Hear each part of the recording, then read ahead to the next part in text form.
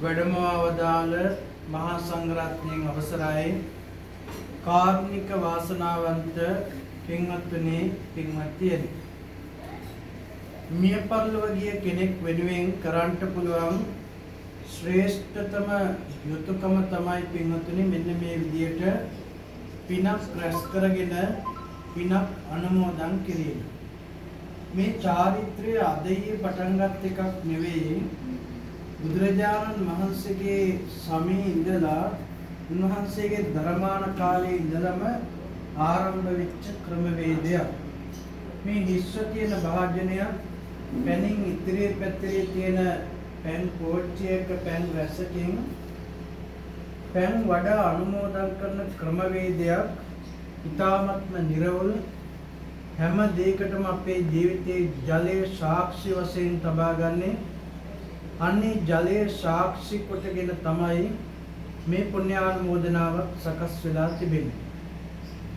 බුදුරජාණන් වහන්සේ වැඩ සිටි සමයේ බිම්බිසාර මහරජුරුවන්ගේ අතීතයේ හිටපු බුද්ධ කල්ප දෙකක් එහාට හිටපු ඥාතිවරු පින්වත්නි කුස්ස බුදුරජාණන් වහන්සේගේ කාලේ ඉඳලා ඥාති පිරිසක් පින් බලාපොරොත්තු වුණා.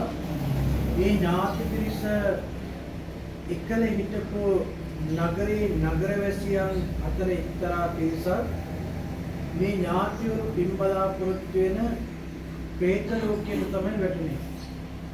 මුලින්ම නිජ්ජාම තන්නික ශරීරයේ ගිනි ගන්න දැවෙන പ്രേත ලෝකයේ උප්පත්ති ලැබුවේ.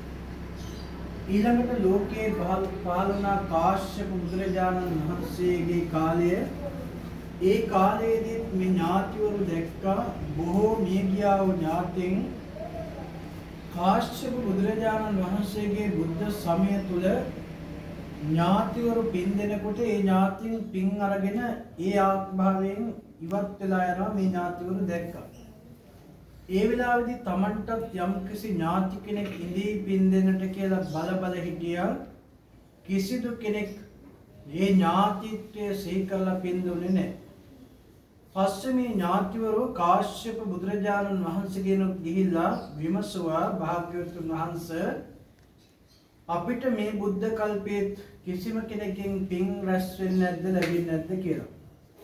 කාශ්‍යප බුදුරජාණන් වහන්සේ ලෝකයේ දෙස බලමින් උන්වහන්සේ එදා සීකලා මේ ඥාතිවරු පිරිසට ඔබට මේ බුද්ධ කල්පයේ පින් ලැබෙන්නේ නැහැ.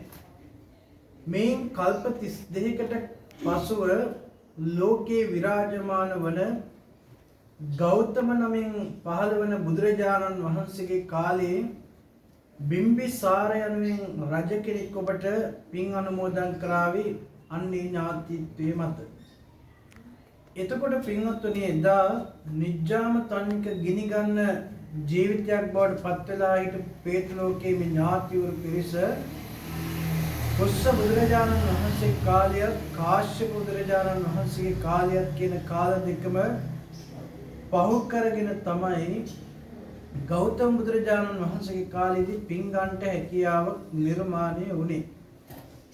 එතකොට බිම්බිසාර මහරජුරුවම ඇයි මේ පින් දෙන්නේ ඥාතිත්වයේ මොකද්ද? අර පුස්ස බුදුරජාණන් වහන්සේගේ කාලේ නගරේ නගරාධිපතිවරයා හැටියට කටයුතු කරේ මේ බිම්බිසාර රජුරුව. නගර වැසියෝ නිසා තමයි ඥාතිත්වයක් නිර්මාණය වුණේ පින්වත්නි.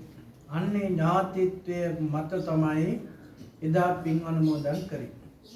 ගෞතම බුදුරජාණන් වහන්සේ කාලෙත් පින් ගන්නකොට මේ ඥාතිවරු පිරිස පරදත්තෝපජීවී කියන කොට්ඨාසයට ඇවිල්ලා හිටියේ. පර කියන්නේ අනුන් විසින් දත්තු කියන්නේ දෙන. අනුන් විසින් දෙන පින් අනුමෝදන් වෙන තැන උප්පත්තිය ලැබලා පින්වත්නි හිටියේ. මේ වෙලාවේදී මේ ඥාතිවරුන්ගේ ස්වභාවයක් තියෙනවා ස්වરૂපයක් තියෙනවා. පින් අවශ්‍ය නම් පින් දෙනම කෙනාට පින්වත්නි ඥාතිත්වයේ තියෙන කෙනාට සිහිනෙන් පේන අවස්ථා තියෙනවා. ඒ වගේම තමයි දන්වන දැනෙන අවස්ථා තියෙනවලු. එහාට මෙහාට ගමන් කරනවා වගේ දැනනවලු. මෙන්න මේ වගේ ඡායාව පෙනී නොපෙනී යනවා වගේ එක එක සංකල්ප ඇති වෙන අවස්ථා තියෙනවා කියලා මේ ධර්මයේ උගන්වනවා. බිම්බිසාර රජුරවන්ටත් සිහිනෙන් තමයි පෙන්වන්න කළේ. ඒ වෙලාවේදී රජතුමා බිය වෙලා රටරත් රාජ්‍යයටත් යම් කිසි අනුකූලක් වේද යන බියෙන් බමුණන්ගෙන් ඇහුවාම බමුණන්ට උත්තර දෙන්න බැරි වුණා. ගෞතම බුදුරජාණන් වහන්සේගෙන් මේ කාරණාව විමසුවාම තමයි පින්වතුනි මම ඉහත කියවපු මෙන්න මේ සම්පූර්ණ කතාව උස්ස බුදුරජාණන් වහන්සේ කාලේ ඉඳලා මේ ඥාතිවරු පින්ගම් ඉන්නවා. කාශ්‍යප බුදුරජාණන් වහන්සේගේ බුද්ධ කාලයේ පින් ලැබුණේ නැහැ. ගෞතම බුදුරජාණන් වහන්සේගේ කාලේ පින් ලැබෙනවා ඔබතුමාගෙන් කියන කාරණාව දැනගන්න. පැන් වඩා පින් දෙන්න කිව්වා සංඝ සතුව මහදම් පූජා කරලා. රජතුමා ඒ ආකාරයෙන්ම පින්වතුනි දන් දුන්නා. පැන් වඩා පින් අනුමෝදන් කරා. පැන් වඩනකොට උන්න මේ උදකං වට්ටං යතා නින්නං පවත්තති ඒවමේව ඊතෝ දින්නම් පේතානං උපකප්පති. උස් කඳු මුදුනකින් වටන ජල ධාරාවෙන් පහළ ප්‍රදේශයේ පිරි ඉතිරි යන්නාසේ. දැන් පැන් වඩන කෙනෙකුට පැන් භාජනයේ කොච්චර පැන් තියනවද කියලා පෙනෙන්නේ නැහැ. අපි පැන් රස වඩනවා කෝප්පයට අඩුවෙන් නෙවෙයි කෝප්පයේ පිරි ඉතිරි යන ආකාරයට. මේ සූත්‍රය උගන්වන්නේ එහෙමයි. එතකොට කවුරුවත් යමක් ඉදිරි කරගෙන පැන් වඩන්නේ නැහැ කියන සංකල්පය ඔබට තේරෙන්නට ඕන. එතකොට පිනක් ජනිත කරගත්තා. ඒ පින තමයි මේ පැන් කෙන්ඩියේ පැන් රසට උපමා වෙලා තිබෙන්නේ. මලගියා වූ ඥාතින් සංකේතවත් වෙන්නේ මෙන්න මේ හිස්ව තියෙන භාජනය කියන කතාව. එදා වේළුවනාරාමයේ සකස් කරන්නට ඕන කියලා හිත ඉන්න ගමන් තමයි බිම්බිසාර රජුව අර ඥාතිවරු පිරිසට පැන් වඩා පින් අනුමෝදන් කරේ. වස්ත්‍ර ටික හදලා තිබ්බේ පූජා කරන්න අමතක වුණා. හැබැයි පැන් වඩා පින් අනුමෝදන් කරා දන් දීලා පැන් පොකුණු 15 නාලු පින්වතුනි වෙන්නේ.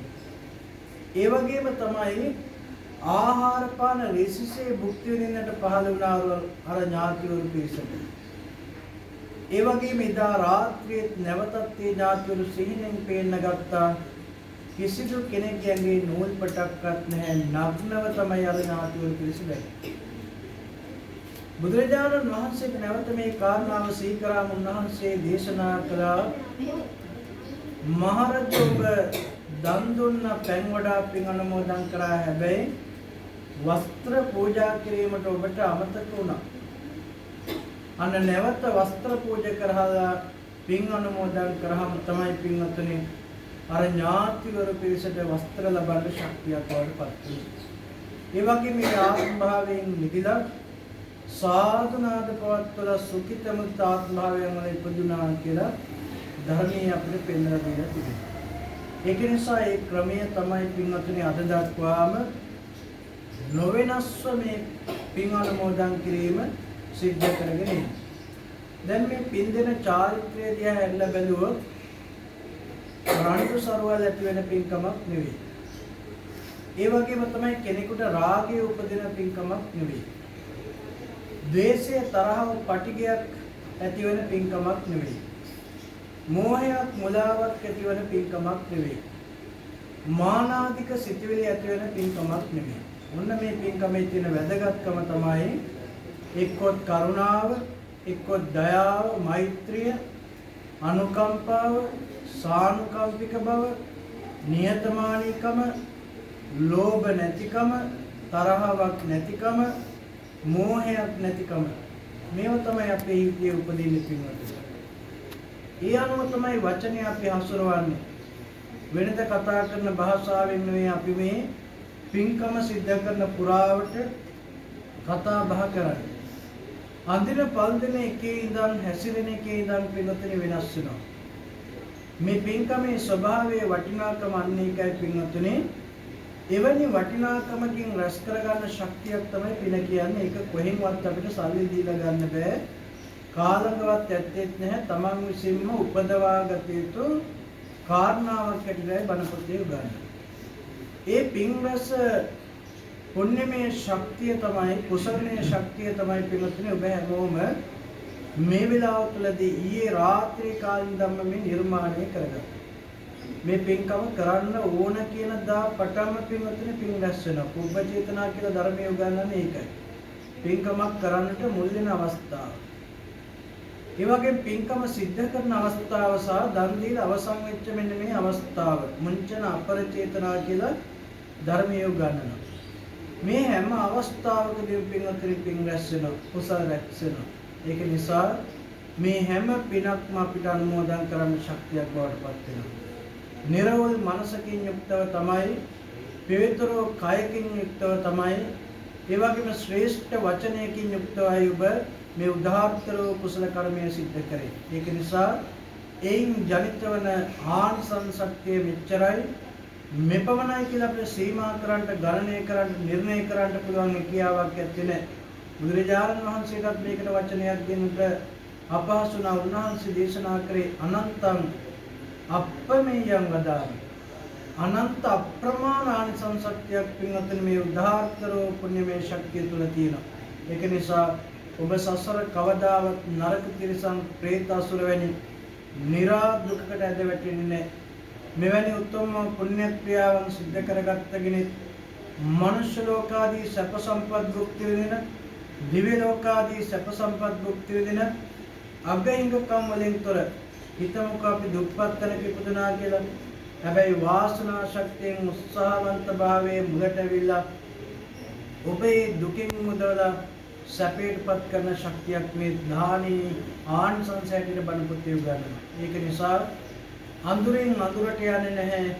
එක්කොත් අඳුරෙන් ආලෝකයට යනවා නැත්නම් ආලෝකයෙන් ආලෝකයට යනවා. දෙවැනි වටිනා පුණ්‍ය ක්‍රියාවක් කුසල ක්‍රියාවක් පින්වත්නි මේ වෙලාවට සිද්ධ කරේ. ඔබට පින් රැස් වෙන්නත් මිය පරලොව ගියා වූ විමලසේන ස්වාමි පුරුෂයාණන් ආදරබර පියතුමාට පින් අනුමෝදන් කරන්නට ශක්තියක් වෙන ආකාරය. ඒක නිසා අෂ්ට පරිස්කාර පූජා, ඒ වගේම සෙසු පරිස්කාර පූජා, කැපසරු දාන ආදී මේ පුද පූජාවන් සම්මා සම්බුද්ධ ශාසනයෙන් සිද්ධ කරගත් පුණ්‍ය කර්මයක්. ඒක නිසා වටිනා පින්කමක්, වැදගත් පින්කමක් යතාපි පුප්පරා සිම්මා කෛරා මාලා ගුණේ බහු එවං ජාතේන මච්චේන කත්තබ්බං කුසලං බහු. විවිධ මල් වර්ග තියෙනවා. අරලිය මල්, වතු සුද්ධ මල්, බෝධිද්ද මල් ආදී වශයෙන් විවිධ වර්ගයේ මල් තියෙනවා. මේ මල් එක එක කඩාගෙන රැස් කරගෙන විවිධ මල් දාමයන් සකස් කර ගන්නවා වගේ ඒ සකස් කරගන්න මල් දාමයන් දිහා හැරිලා සතුටටපත් වෙනවා වගේ ඒවං ජාතේන මච්චේන කත්තබ්බං කුසලං බහු. උපන් සියලු දෙනා විසින් කුසල් දහම් බොහෝ ආකාරයෙන් පින් දහම් බොහෝ ආකාරයෙන් රැස්